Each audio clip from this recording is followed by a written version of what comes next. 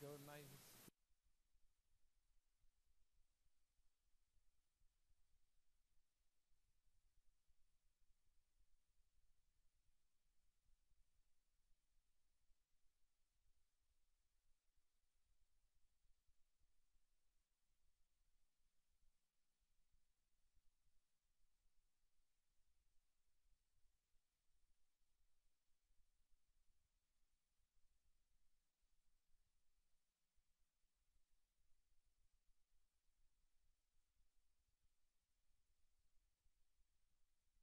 Down below. It was great. It was fantastic. Indoor. 2 months. I just went down to Midwest. You're more computer savvy than me. I just took it down there. Such a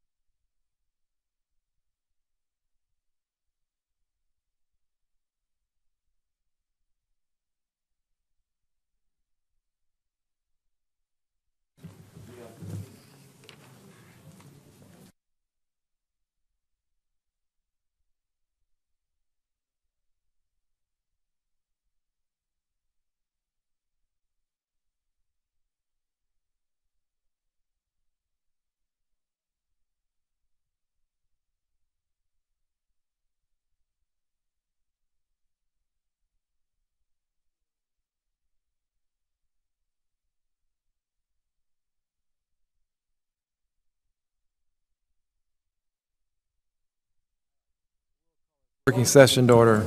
Roll call, please. Commissioner Decker? Here. Densberger? Here. Jeffers? Here. Call? Here. Mayor Mingus? Here. All present, Your Honor. Thank you very much. This working session is to discuss streets, and of course, no formal action will be completed. And I'll turn it over to Commissioner Decker. Thank you, Mayor. As we try to do every year, we take an opportunity to go over street maintenance, what has been done or what is looked to be done over the next year.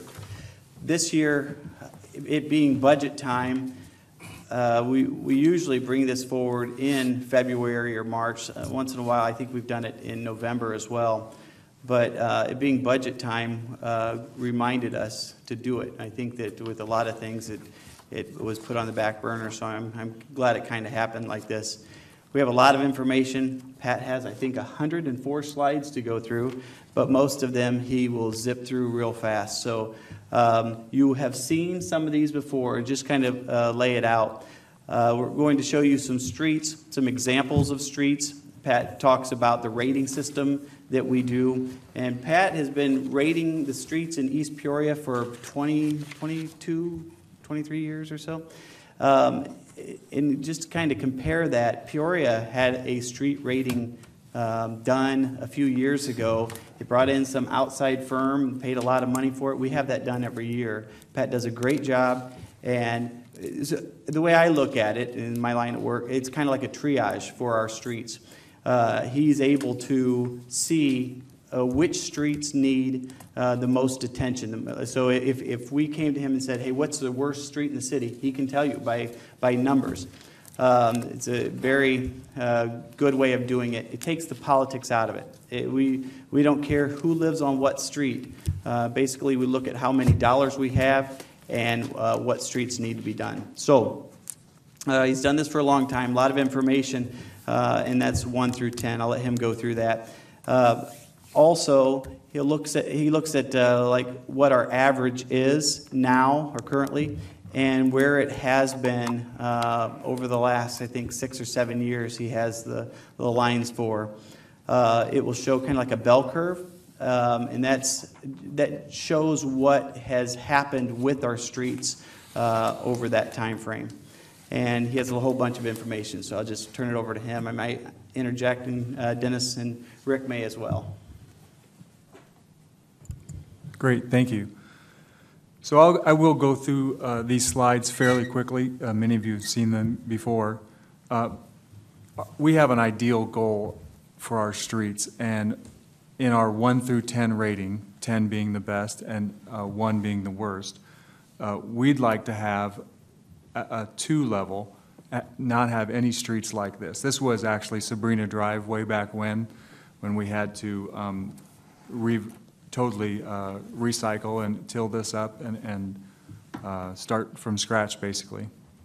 We'd like to have 0% at a level 3 with numerous potholes. We'd like to have 0% at 4 with some potholes. We expect 20% at 5 rating with extensive cracking, but the occasional pothole.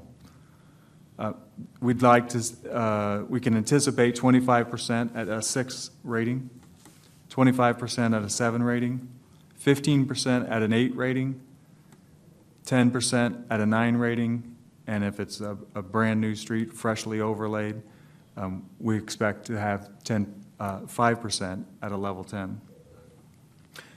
This is a bell chart you've seen before. We have we keep track of this on an annual basis. It is a great snapshot of the city's condition of the streets. I applaud you for doing this. Rick and I started this 24 years ago, I think, and it really does give us a great pulse of the city's condition of the streets. So first line I'll point out is the green line here. This is that ideal rate that I just talked about, the percentages. 0% at 4, but knowing that when we get into the 5, we should expect some amount.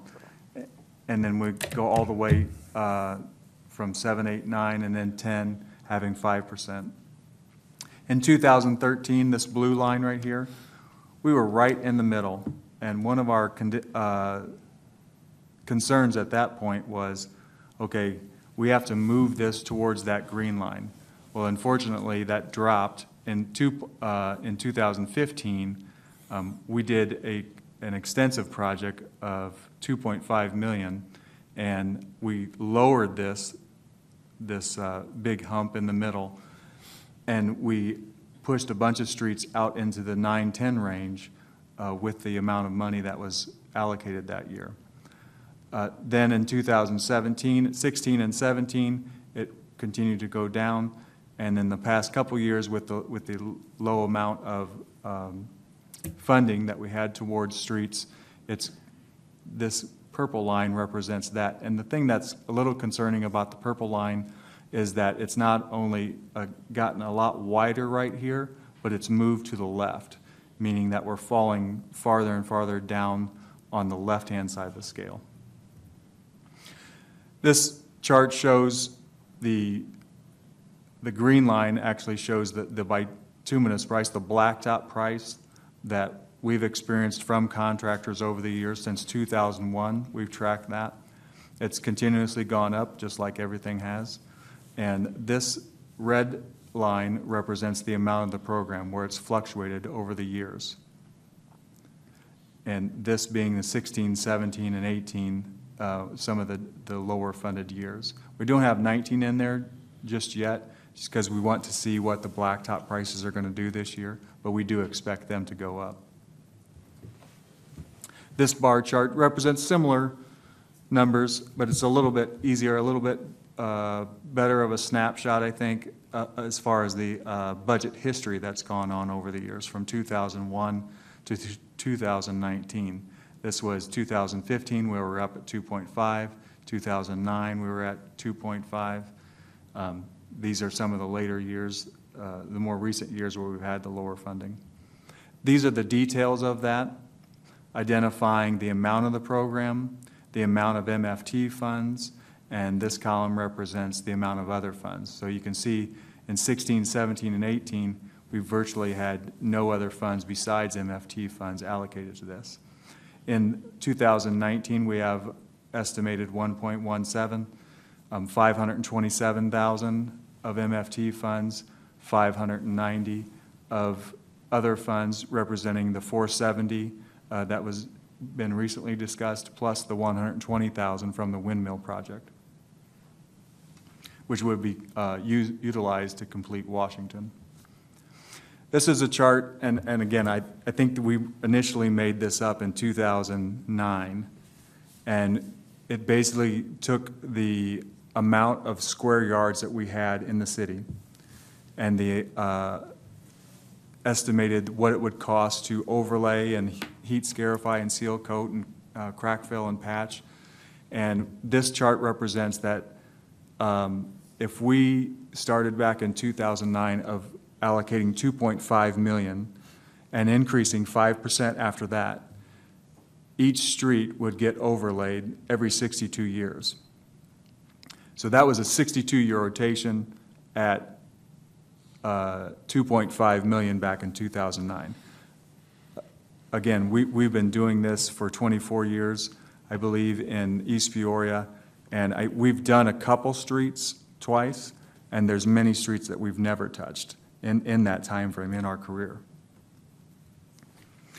So these are some examples. We've had to rethink, with budget prices, with blacktop prices increasing and budget prices going down, we've had to rethink how we do things. One of the things that we've done and had success in is taking a street like this and heat, where we have a lot of patching on the side that needs to be done. You can tell that this has been spray patched over the years. City's been doing a great job implementing their own forces to try and shore those areas up along with contracted forces.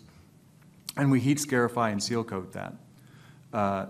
This process has worked very well for us, and it seems even with the bad winter that we've had this year, I've gone back even as early as yesterday, going back to some of those streets, and they've been holding up very well. The key is to actually seal those streets up so that we don't have these areas like this next to the curb where the water can get down in there, infiltrate, freeze thaw, and break that up even more. This is 2 years later after it was done. We have implemented another process on top of this where we have a oil that goes on top of the seal coat that kind of seats in the rock from the top down.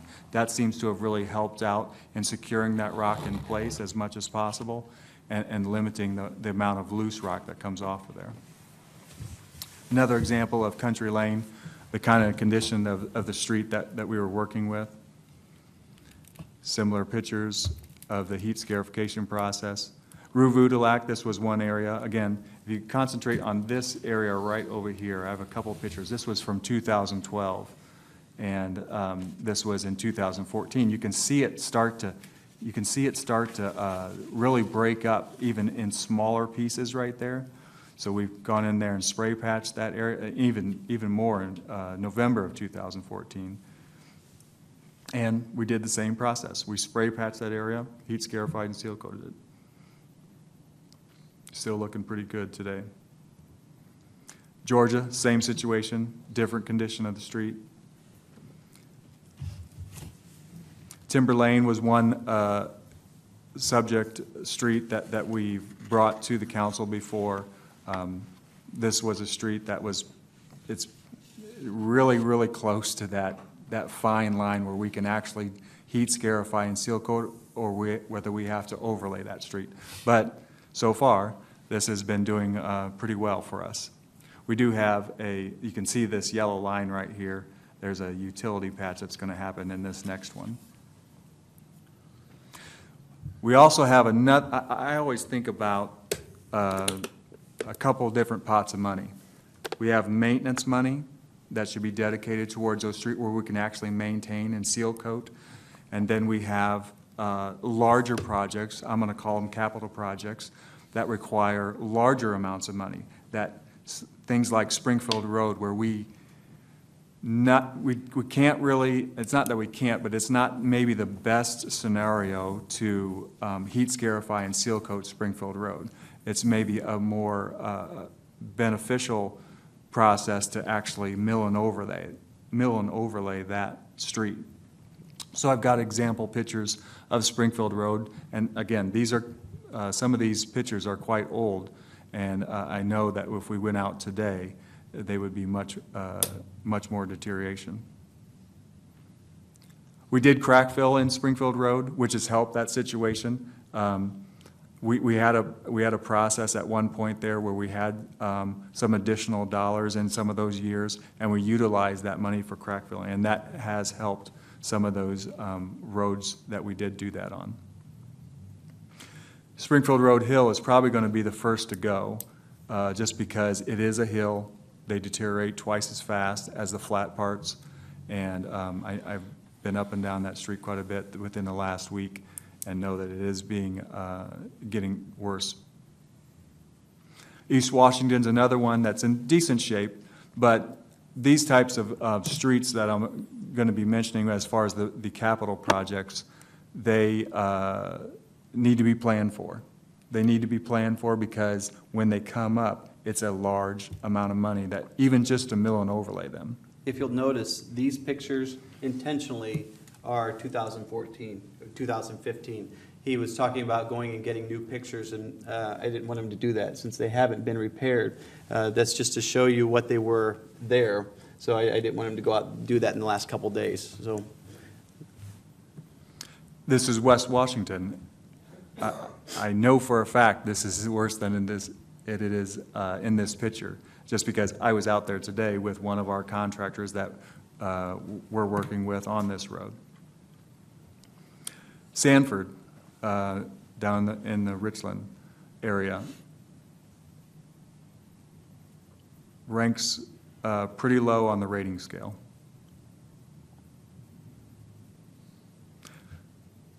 West Wash and Tractor Drive and River Road area. This is a great example of City of East Peoria, specifically Rick Szymanski and Dennis Barron for the Public Works, working with IDOT when they had a project going on, getting some of these areas fixed. What a great way to get more benefit out of and piggybacking on top of IDOT's project. Camp and Riverside, this is an upcoming PUATS project. Again, I talked about maintenance money and I talked about capital improvement projects. I'm going to say there's a third set of funding that needs to be considered. You have an opportunity in PUATS that every so often, I'm going to say maybe every 5 to 7 years, you get the opportunity, a real good opportunity, to be able to secure $1-2 million out of that funding.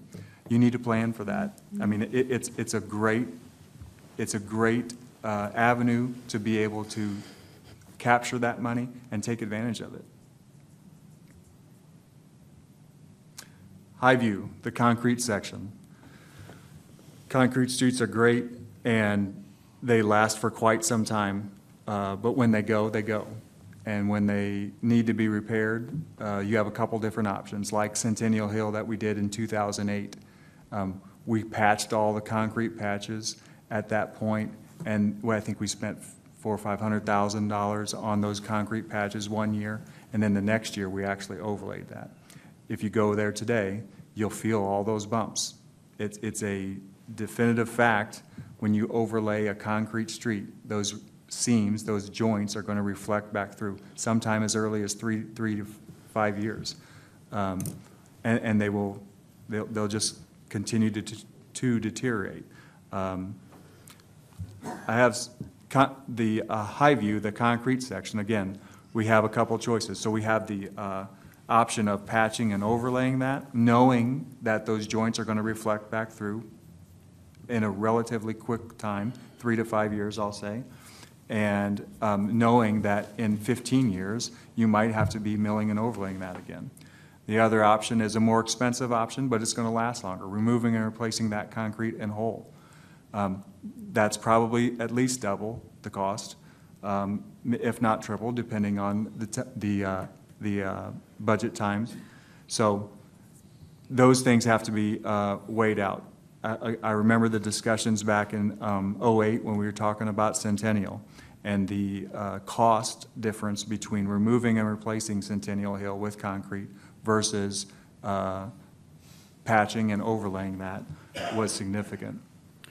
I have maybe a silly question, but obviously that concrete is beyond repair. I think all of us have traveled that road a time or two. But did we buy a piece of equipment like a year ago where we were going to do some type of in-house?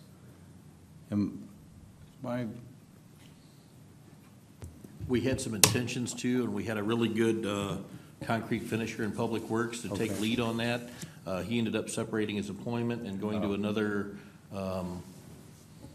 another place of employment, and we kind of lost our lead concrete guy to take that project on. I vaguely remember having some type of discussion about in-house. Yeah, we something. were talking about Okay. doing and being able to get that equipment. We didn't get the equipment because we lost our lead guy that Okay. had the confidence in being able to lead the crew to do that work. Okay, thanks.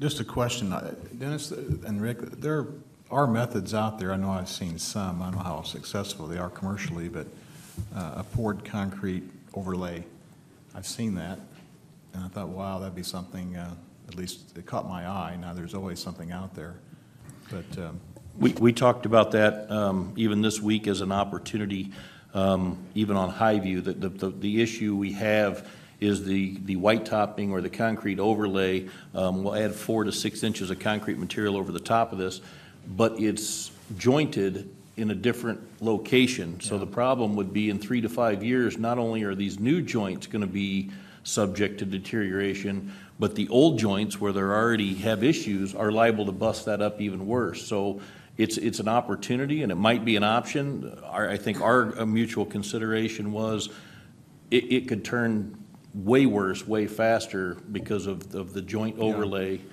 You'd have a joint here, and then you might have a joint 5 feet away, and when those two separate, it's going to just gravel and pulverize that entire area. I mean, between it. your parent material doesn't have the ability to join together in that way unless you pin, and you see some of the state work on the seams where it's there, they dig it out, they pin it, and they re-pour, and roll the dice for the next few years, but.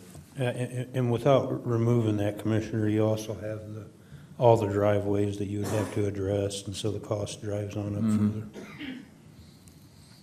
Yeah. Just a few more sections, a few more pictures and sections of Highview. Again, these were pictures from 2015, so. But even in 2015, you can see the deterioration, you can see the salt deposits that have gone, that have been deposited there, and the dilapidation that has occurred. This is Grange Road in 2017.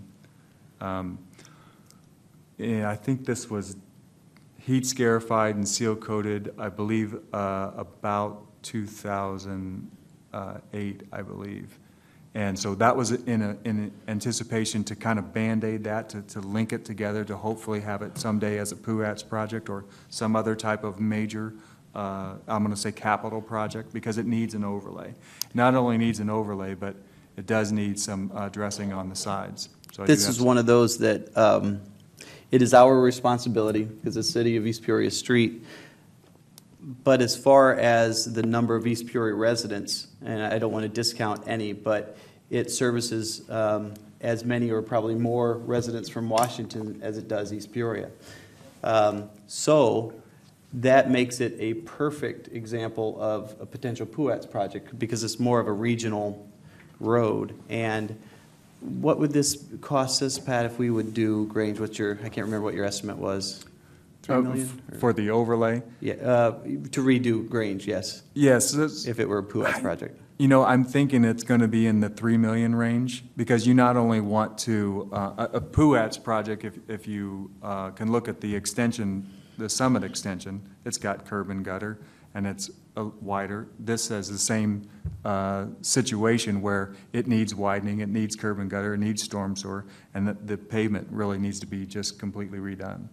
I mean, Commissioner, it has competed, and I want to say it was at like 3.5 or 3.4 million to Okay, curb and okay. gutters.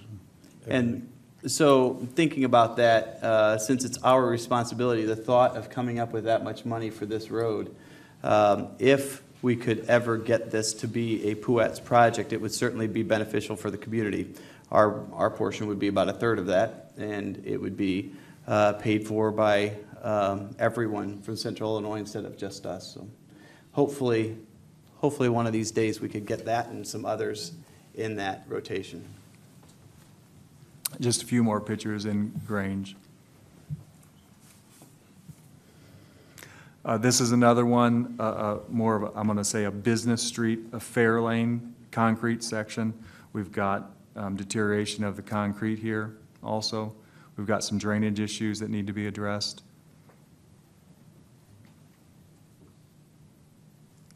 Quite a pricey tag on this one also. How much is that one?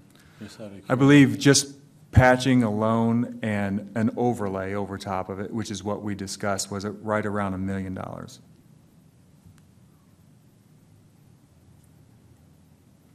Another one, Access Road 6 North. Probably one of the lower rated streets in our entire city. This is one that we were talking about, the concrete white topping. We've been successful. I showed you the first picture I had, one of the first pictures I had was Sabrina Drive. It was actually, I think, in worse shape than this is, even now. And what we did on that street, and it's been proven with our experience, is that tilling that up 6 inches in depth and then overlaying with 4 inches of mix on top of that. That's a traditional way of doing it that we've had success with. And another way we've been looking at is the concrete white topping. One thing, Patrick, as far as your assessment, you're not taking, well, it is, I guess, as far as how you set priority is the vehicle count, how busy of a street is it? It's an access road, but it's very important because it services, it's built up along that access road, and business as far as Fairlane Drive, the dealership across, the way, and it all works together, for our city. But I guess that's part of our judgment call, or your recommendation as to how we go there. And so, how big of a street do you make it? Well, it's made to handle the trucks and so forth that service those businesses and/or centers that have people and supplies and so forth. So it's not just a residential street that's pretty calm and then less dollars to repair. It's wider and so forth. So. Yeah, and I would say that in the 24 years that we've been around, we've always tried to find that balance. Yeah. In the more recent years, when we've had a smaller pot of money, instead of taking the entire pot and putting it towards 1 or 2 streets, we've been trying to stretch that out and maybe touch 10 or 15 streets with more of a maintenance rather than an overlay. But that balance has to be struck, for sure. Yeah. How much, what's the price tag on the repairs for that? Did you say? Did I miss it? I think we were talking about if we were doing a traditional till and Right. overlay, I think we're around $500,000.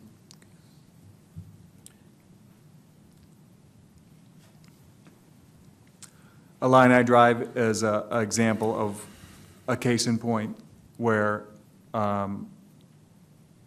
this section right here is concrete.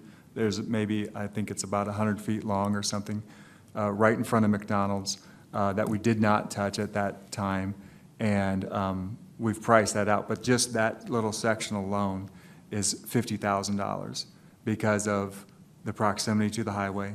You've got the businesses there that we need to accommodate. So it can add up, but I'm including Illini Drive as a capital project. In 2015, we actually milled and overlaid that hill. Still performing well today. I'm very happy with that, the performance of what's been going on so far. But again, it's a hill. We have many hills in East Peoria, and we expect that to deteriorate twice as fast as anything on the flat. But this is what it looked like back in 2014, and this is after we overlaid it. It's nice to have the shoulders as a place for pedestrians as well as a place to push snow or anything else, or a disabled vehicle, whatever. It's just really nice to have that safety factor built in. Right. The other thing on Illini Drive and many of our hills is we have springs. we have water, underground water infiltrating that roadway, which not helps, but increases the amount of deterioration. Anytime that's moving in there, and especially when we have the freeze-thaw conditions, it plays a factor, for sure. Springfield Road, Muller intersection, again, this one alone, I think we spent 300 and some thousand on this intersection, but it needed to be done. We had to bite the bullet, and we had to take away from some other, I'm going to call those other pots of money.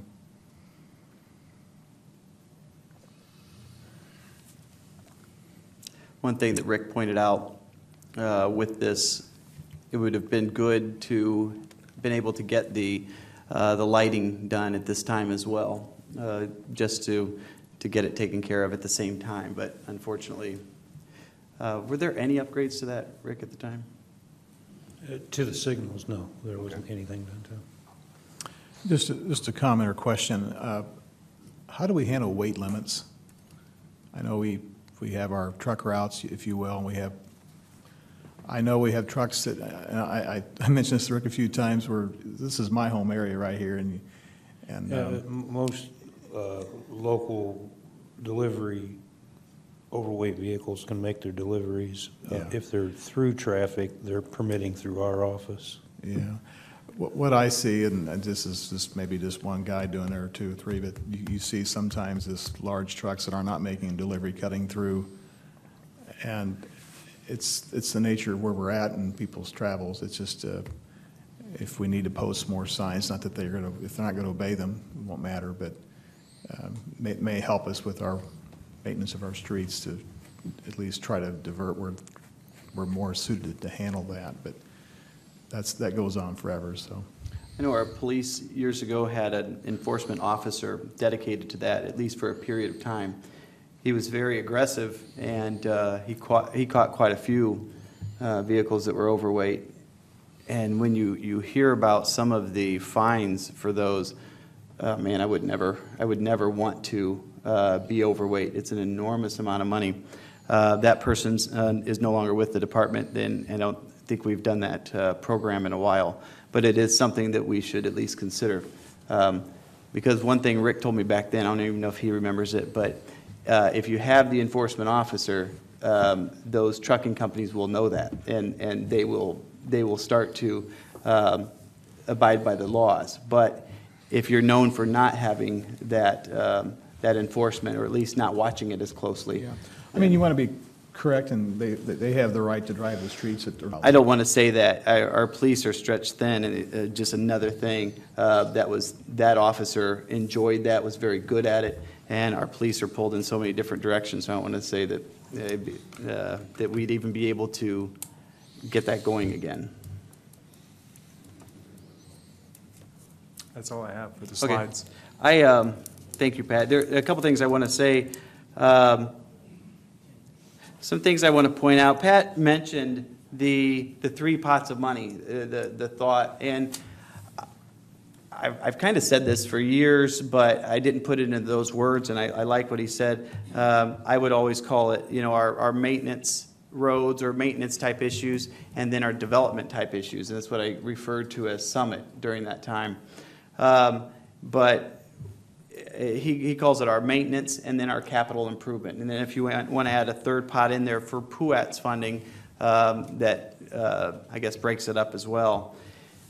Years back, he spoke about that. It was recommended that if we wanted to get on that plan to be able to redo a street every 62 years and then properly maintain it between that, it was like $3 million, and it's supposed to increase by the cost every year.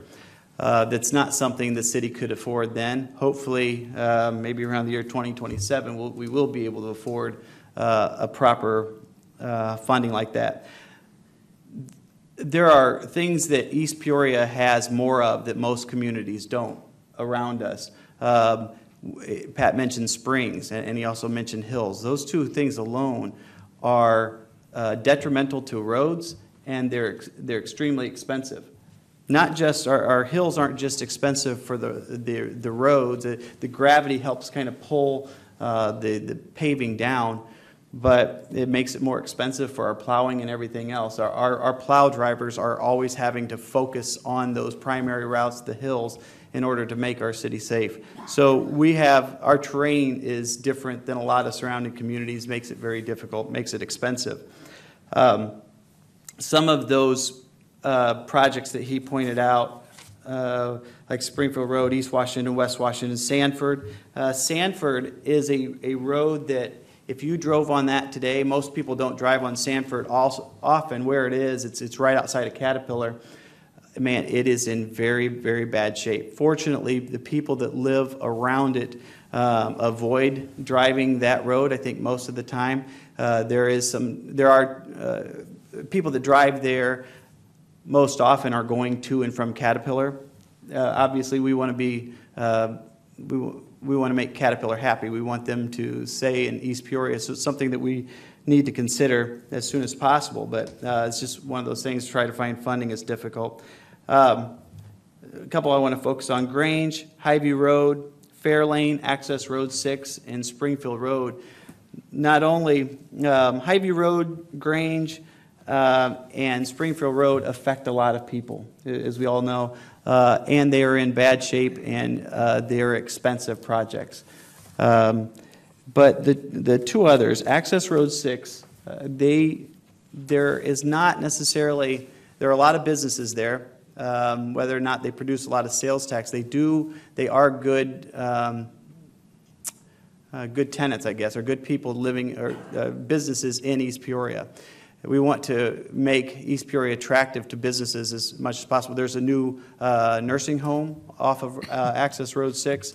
So if you get the chance to drive on that road, you'll see what we mean. It certainly needs to be repaired as soon as we can. But Fairlane, I wanted to point that out because Fairlane is where the car dealership is. Not to choose one business over another, but it's important to our economy in East Peoria. That as far as sales tax producers, that is an enormous sales tax producer for the city. So the faster we can find money to repair some of these roads, not only is it good for their business, but it's good for us as well.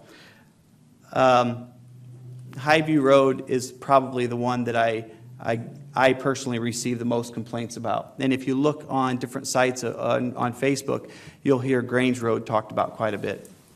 Highview, a lot of my friends live around that area, and people that I've known forever. But it is one that if you drive through there, it's you have to zigzag to miss the bumps. I would like to, besides the money that we are talking about spending on maintenance this year, I would like to try to find a way.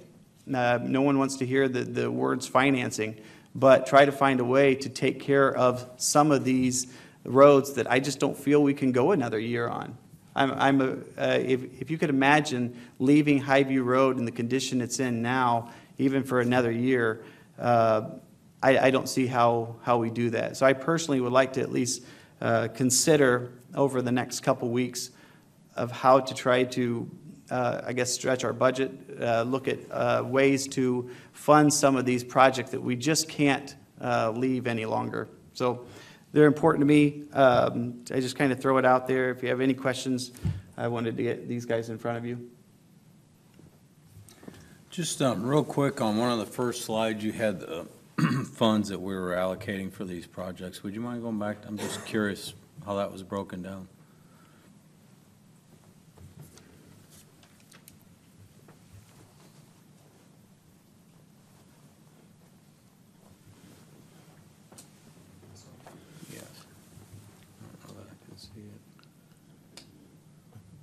The bar chart or this card? That one. Okay, so what's that say, 1.17? 117? Yes, in 2019, Yeah. 1.17, yes, Okay, on the MFT funds, we have 527 there? correct. Thought we had 550 allocated. Yeah, originally it was 550. Okay, That was based off of the budget number or the number that we got from IDOT in January. When we submitted our 550, she said Imagine she that. made a mistake. So we're down to 527. Okay. Actually, we went down to 507, and then she called back again to say, sorry, I made another mistake, we're now at 527. So we're hoping she makes another one, and we're back up to 550. Okay. Well, I just noticed that didn't match up to the number we talked about last week, so, okay. And you know what, I thought you were going another place with this, and I did want to mention that. So the thought is, that $550,000, where we spend that was allocated back then, and Pat, in looking at like the rating system of our streets, chose where to disperse that. Thought is that, well, why don't you spend it on Highview Road, or why don't you spend it on Springfield Road or on this road? It's to the point where we have many roads in East Peoria that need attention, and trying to he's the expert of trying to stretch that out the best to make it so, trying to stop any more roads from getting to the condition where Highview and some of the worst roads are now. You may remember, I think it was 2013, when we had a really bad winter, and there was a big freeze-thaw that spring, and we had to allocate another $1 million at that year because the roads that were in conditions like I had pictures of, where there was multiple cracks, multiple potholes, there was so much freeze-thaw that was happening at that time that it destroyed them. It virtually turned them to gravel. And that's what we had to do. There was no just milling and overlaying. We had to actually go in there and till them all up and overlay them at that point. And that's what we're trying to guard against. We're trying to pick those streets that are in that condition, that if we have a situation like that and we can get them sealed up, they're less likely to end up in that total deterioration. Patrick, you had, I think the cost of the heat scarification versus overlay is about 60% the cost of overlay. Yeah, depending on the year, it can be as little as half. It's definitely half, and it can be as little as 30%. So, depending on the year, depending on what kind of competition we have out there. I applaud the city for getting their bids out early this year. That's another factor that plays into that. But generally speaking, we can at least do half the cost, meaning we can do double the amount of streets for heat scarification as it was as compared to an overlay. Which helps because, as you showed the cost in the last 15 years has doubled, so if we can have the productivity to have where you can do the heat scarification, save half of today's market, then that's going to increase our dollars. So to be proactive is great. I'm glad you brought that up, Commissioner. I don't think anybody enjoys the scarification process, especially with all the rocks put on the road. I like it as little as everybody else likes it. But when you look at the cost effectiveness of it, you cannot argue against it. Other communities that would have never done something like that in the past have actually begun doing it because it stretches the dollar so much farther. When I first took office and that was brought to me and we were talking about it, man, I hated that project or that process. But it was thought that we would get 6 or 7 years, and man, the longevity of what we're finding with it is becoming much longer than that. Especially how we switched the process a couple years ago. Pat, what did we do to it differently that's made it even better? We added that oil on top, which has lessened the amount of loose rock. And it's funny that you mentioned that because in the mid-'90s when we first started together, that's all we did was overlay. We only did overlay in East Peoria. And as those prices started increasing, we had to think of different ways to stretch those dollars. So then virtually right now, we're at total seal coat. For a while there, we were at total seal coat, and then we added some other amenities onto that. And so we just try to keep rethinking. Just one more question on the amount of other funds. So what was discussed last week was 1.24 million, which I see the $23,000 difference on the MFT, but we had reallocated 470,000, plus there was a street paving line item of 220. Just curious what's changed. That's off about 100,000. I think that's because of the street maintenance line item that Rick uses for patching Okay, and normal stuff that not associated with total resurfacing. okay. He's got to have some amount of money Okay. in that line item to be able to just patch the streets, the potholes, the number of But I mean, potholes it's that- going to streets. Yes. I mean, it's just, okay. Right, and that is exactly 100,000 is what was budgeted last year in that same category. This year was 220 based on the extra 120 to come in from Right. Washington Street. Right, okay. Thank I you. just didn't want to include that because I never have, and that way we're talking apples to apples, year to year. Sure, thanks. Other comments from the council, please?